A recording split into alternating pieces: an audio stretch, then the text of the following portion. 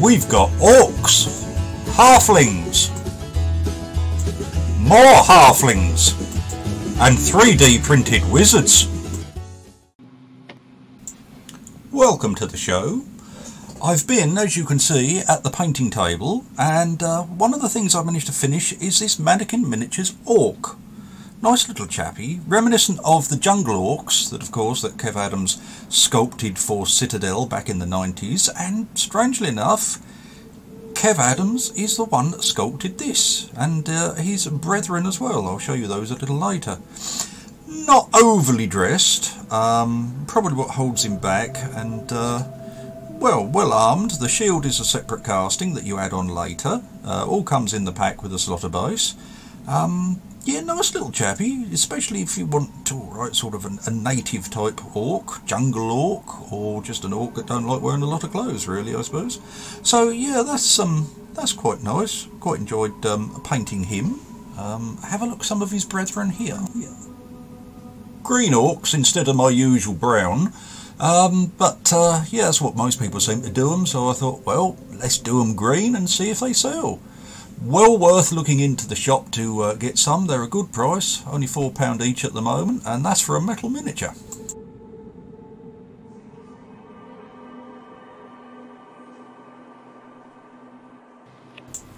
Back to the halflings now.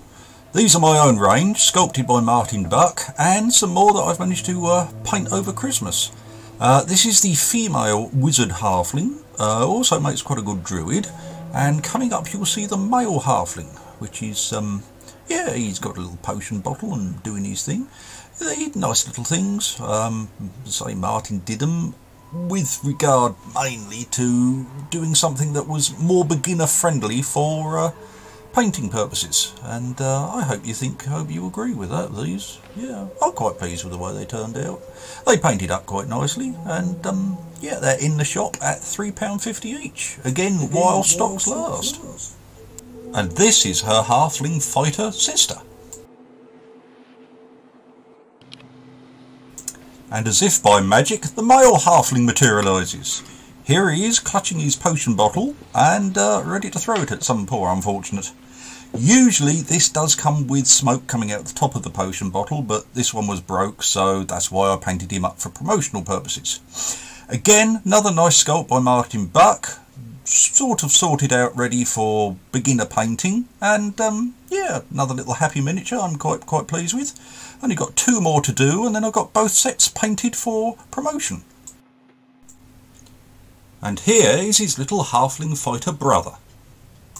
So, we've got orcs and we've got halflings, but which is better? There's only one way to find out. Fight!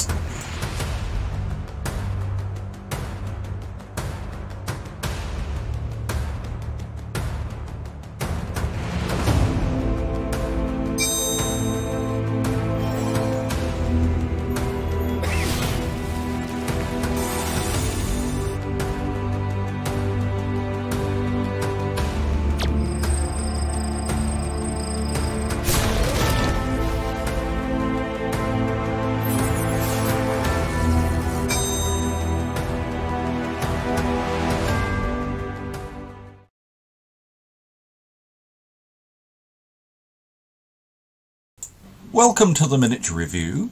This one is Belvius Greybend, Travelling Wizard, number 7074, from Reaper Miniatures, from their Dungeon Dwellers and Bones USA line.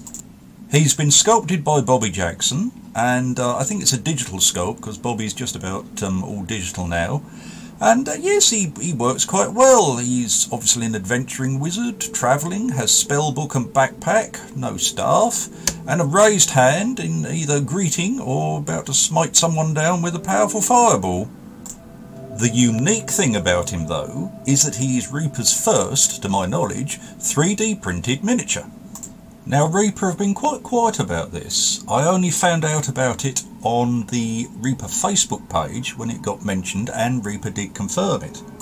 So I thought it would be interesting to compare it with one of their Sirecast Bones USA miniatures and see how they compare. This is Joali, Female Scribe, number 30105 from the Reaper Legends in Bones USA plastic, again by Bobby Jackson.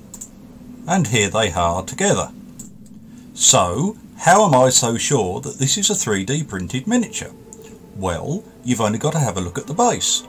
The base on the Wizard, well, no mould line visible, but the base on the Scribe, that's a completely different matter. Now, of course, 3D printing is becoming increasingly popular, especially with the domestic market, where there's lots and lots of different small printers that you can buy that work quite well if the files are good.